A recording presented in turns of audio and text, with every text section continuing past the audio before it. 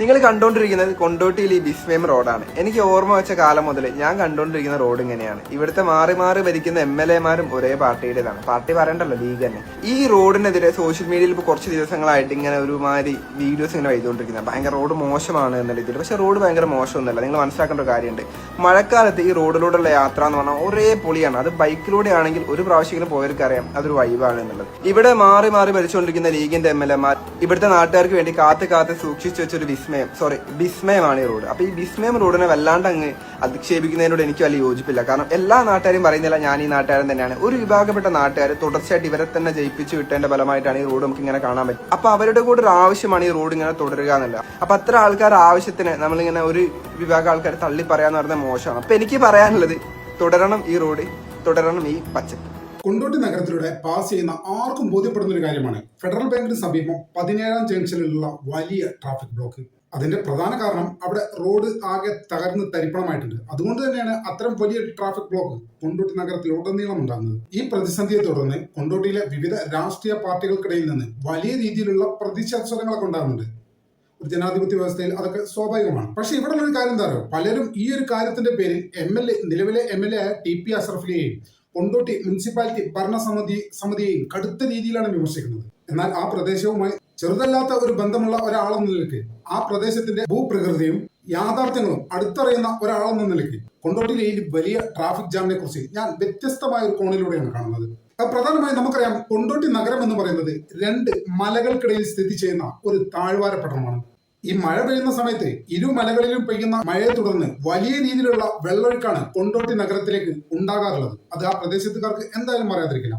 പ്രത്യേകിച്ചും federal bank സ്ഥിതി ചെയ്യുന്ന 17 എന്ന് പറയുന്നത് ചേപ്പിലിക്കുന്ന് മലയുടെ താഴ്വാരമാണ്. ആ ചേപ്പിലിക്കുന്ന് മലയിൽ ഉണ്ടാകുന്ന മഴയെ തുടർന്നുണ്ടാകുന്ന വലിയ രീതിയിലുള്ള വെള്ളമൊഴുക്ക് അവസാനം എത്തിച്ചേരുന്നത് ഇപ്പറയുന്ന ഫെഡറൽ ബാങ്കിന്റെ സമീപത്തേക്കാണ്. സ്വാഭാവികമായിട്ടും മലവെള്ളം കുത്തി ഒഴുകി എത്തുന്ന ഇവിടെ റോഡ് തകരുന്നതും പൊളിയുന്നതും ട്രാഫിക് ബ്ലോക്ക് ഉണ്ടാകുക എന്ന് പറയുന്നതൊക്കെ സ്വാഭാവികമായിട്ട് സംഭവിക്കുന്ന ഒരു കാര്യമാണ്. എനിക്ക് ഉറപ്പുണ്ട് ഈ യാഥാർത്ഥ്യമൊക്കെ ആ നാട്ടുകാർക്കും അറിയുന്നതാണ്.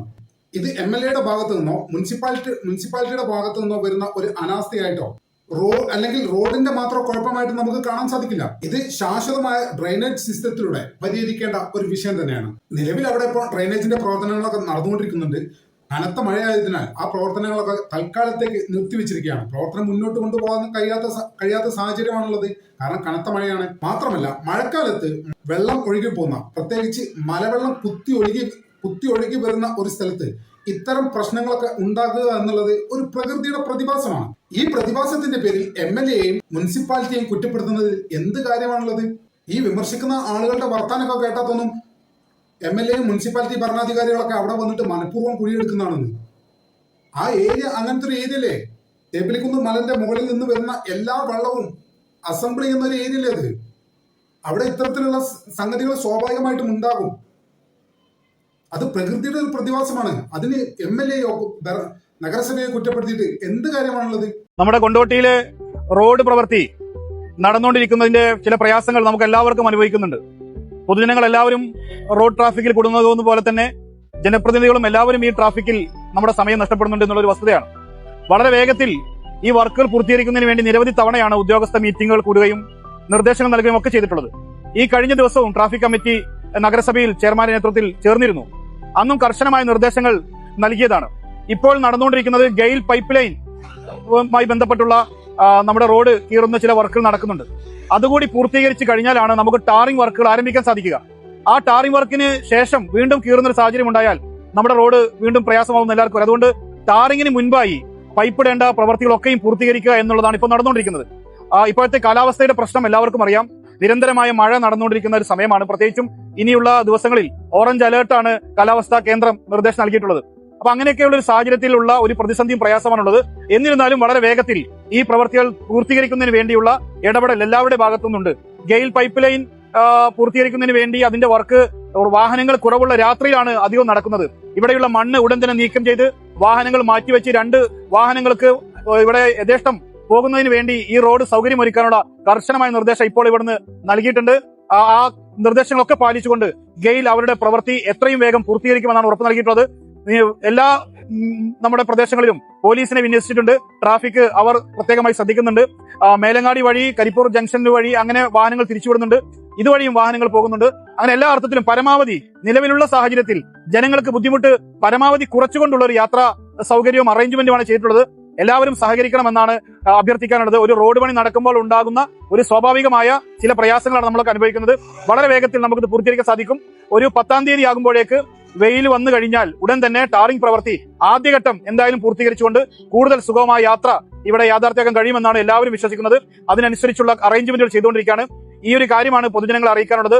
ആരോപണങ്ങളും പ്രത്യാരോപണങ്ങളും ഒക്കെയായി രാഷ്ട്രീയ പാർട്ടികളും അതുപോലെ തന്നെ മറ്റു പല ചാനലുകളും എല്ലാവരും വരും. പക്ഷെ യാഥാർത്ഥ്യം ഇതാണ് എന്നുള്ളത് നിങ്ങൾ എല്ലാവരും മനസ്സിലാക്കുക. ഇതിന് ഫണ്ടുണ്ട്, ഇത് ടെൻഡർ കഴിഞ്ഞതാണ്, എല്ലാം വളരെ ക്ലിയർ ആണ്. ഫണ്ട് വെക്കാതെയോ ടെൻഡർ കഴിയാതെയോ ജനങ്ങൾക്കിടയിൽ പറയുന്ന ഒന്നല്ല. അതേസമയം കാലാവസ്ഥയാണ് നമുക്ക് ഏറ്റവും പ്രധാനമായും ഒരു വില്ലനായിട്ടുള്ളത്. പരമാവധി കുഴികളിലൊക്കെ ചില സമയങ്ങളിലൊക്കെയും കോറി വേസ്റ്റ് മറ്റും ഇട്ടുകൊണ്ട് കുഴി നികത്താനുള്ള നിർദ്ദേശങ്ങളൊക്കെ നൽകിയിട്ടുണ്ട്. അതൊക്കെ കഴിഞ്ഞ ദിവസങ്ങളിൽ ചെയ്തുകൊണ്ടിരിക്കുകയാണ്. അപ്പൊ അതൊക്കെ ജനങ്ങൾ മനസ്സിലാക്കണമെന്നാണ് ഈ ഒരു സമയത്ത് പൊതുജനങ്ങളുടെ അറിവിലേക്കായി അറിയിക്കാനുള്ളത്. എന്നാൽ ഇതിൽ പല ആളുകളും ഉയർത്തുന്ന മറ്റൊരു പ്രധാന വിമർശനം എന്താ അറിയോ? അത് അവർ പറയുന്നത് ദീർഘകാലമായി കൊണ്ടോട്ടിയെ പ്രതിനിധീകരിക്കുന്നത് മുസ്ലിം ലീഗ് MLA-മാരാണ് എന്നുള്ളതാണ്. ഇക്കൂട്ടരൊക്കെ ആദ്യം മനസ്സിലാക്കേണ്ട ഒരു കാര്യമുണ്ട്. ഇത് കൊണ്ടോട്ടി ഫെഡറൽ ബാങ്കിന് സമീപമുള്ള ഈ ഒരു പ്രശ്നം ഇതൊരു ജനകീയ പ്രശ്നമാണ്. കൊണ്ടോട്ടിയിലെ മുസ്ലിം ലീഗുകാരുടെയും CPM-കാരുടെയും BJP-കാരുടെയും എല്ലാ വിഭാഗം രാഷ്ട്രീയ പാർട്ടി പ്രവർത്തകരുടെയും ഒരു വലിയ യാതന തന്നെയാണിത്. അപ്പൊ പിന്നെ എന്തിനാണ് ഈ ജനകീയ പ്രശ്നത്തിലേക്ക് ഇവർ രാഷ്ട്രീയം വലിച്ചഴിക്കുന്നത്? ഇതാണ് നമ്മുടെ ചോദ്യം. ഇവിടെ വേണ്ടത് ഈ പ്രതിസന്ധി പരിഹരിക്കാൻ രാഷ്ട്രീയത്തിന് അതീതമായി ജനകീയമായിട്ടുള്ള ഐക്യത്തോടെയുള്ള ഒരു കൂട്ടായ്മയാണ് ആവശ്യം. ഈ പ്രശ്നത്തിന്റെ ശാശ്വത പരിഹാരം എന്നുള്ള നിലയ്ക്ക് അതിന്റെ ആദ്യ പടി തന്നെയാണ് ആ കൊണ്ടോട്ടിയിൽ പ്രഖ്യാപിച്ചിട്ടുള്ള മേൽപ്പാലം എന്ന് പറയുന്നത്. എന്നാൽ അത്തരമൊരു പദ്ധതി യാഥാർത്ഥ്യമായി വരാൻ അല്പം സമയമെടുക്കുമെന്നുള്ള സാമാന്യ ബോധം പോലും ഇല്ലാതെ ഇതിലേക്ക് രാഷ്ട്രീയം വലിച്ചഴിക്കുന്ന ആളുകളുടെ ഉദ്ദേശശുദ്ധിയിൽ സംശയം തോന്നിയില്ലെങ്കിലേ അത്ഭുതമുള്ളൂ എന്നാണ് എനിക്ക് പറയാനുള്ളത്. പ്രതിഷേധിക്കുന്ന വലിയൊരു വിഭാഗം ജനങ്ങളും കൊണ്ടോട്ടിക്കാർ ആണ് എന്നിരിക്കെ ഇവിടുത്തെ ഭൂപ്രകൃതിയും യാഥാർത്ഥ്യങ്ങളും അറിയാഞ്ഞിട്ടാണോ ഇവർ ഈ വിമർശനമൊക്കെ നടത്തുന്നത്? ഇനിയിപ്പം നാളെ ഒരു സമയത്ത് റോഡൊക്കെ സ്മൂത്തായി എല്ലാ വർക്കുകളും കഴിഞ്ഞ് വളരെ ക്ലിയർ ആയി എന്നും കൂട്ടിക്കോ. അടുത്ത തവണ കാലവർഷം വരുമ്പോഴും ഈ റോഡ് ഇങ്ങനെ തന്നെ ആവും. വർഷങ്ങളായിട്ട് അവിടെ അങ്ങനെയാണ്. അത് അങ്ങനെയുള്ള ഒരു ഏരിയയാണ്. മലവെള്ളം ഒലിച്ചു വന്ന് അസംബ്ലി ചെയ്യുന്ന സ്ഥലമാണ് ഈ ഫെഡറൽ ബാങ്കിന്റെ സമീപം എന്ന് പറയുന്നത്. ഇതാ നാട്ടുകാർക്ക് എല്ലാവർക്കും അറിയാം. ഇത് അറിയാത്തവരായി ആ നാട്ടിൽ ആരെങ്കിലും ഉണ്ടാവുമെന്ന് ഞാൻ വിചാരിക്കുന്നില്ല. എന്നിട്ട് പോലും ഈ വസ്തുതകളൊക്കെ ബോധപൂർവം മറച്ചു വെച്ചുകൊണ്ട് കൊണ്ടോട്ടിക്കാർക്കിടയിൽ തെറ്റിദ്ധാരണ പരത്താനും ജനപ്രതിനിധിക്കെതിരെ പ്രത്യേകിച്ച് MLA-ക്കും മുനിസിപ്പാലിറ്റി ഭരണസമിതിക്കുമെതിരെ രാഷ്ട്രീയപരമായിട്ടുള്ള മുതലെടുപ്പിനാണ് പലരും ശ്രമിക്കുന്നത് എന്നതാണ് ഒരു വസ്തുത. യഥാർത്ഥത്തിൽ കൊണ്ടോട്ടിയുടെ MLA TP അഷ്റഫ് അലിയുടെ ഭാഗത്തു നിന്നുള്ള യാതൊരു അനാസ്ഥയുമല്ല ഇതിന്റെ പ്രധാന കാരണം. മറിച്ച് ഇത് തികച്ചും സവിശേഷമായ ഈ പ്രദേശത്തിന്റെ ഭൂപ്രകൃതിയുടെ പ്രശ്നം മാത്രമാണ്. അങ്ങനെയിരിക്കെ ഇതിന്റെ പേരിൽ എങ്ങനെയാണ് നമുക്ക് MLA-യെയും മുനിസിപ്പാലിറ്റി ഭരണസമിതിയെയും കുറ്റപ്പെടുത്താൻ സാധിക്കുക? അവരെ ഇത്തരത്തിൽ അകാരണമായി രാഷ്ട്രീയ ലക്ഷ്യങ്ങളോടെ പഴിക്കുന്നതിൽ യാതൊരു ന്യായവും ഇല്ല എന്നുള്ളതാണ് ഒരു വസ്തുത. MLA ആയി ചുരുങ്ങിയ കാലം കൊണ്ട് കൊണ്ടോട്ടിയുടെ MLA ആയ TP അഷ്റഫ് അലി കൊണ്ടുവന്ന വികസനങ്ങൾ ഒട്ടും ചെറുതല്ല. അത് നമുക്ക് ചെറുതായി കാണാനേ സാധിക്കില്ല.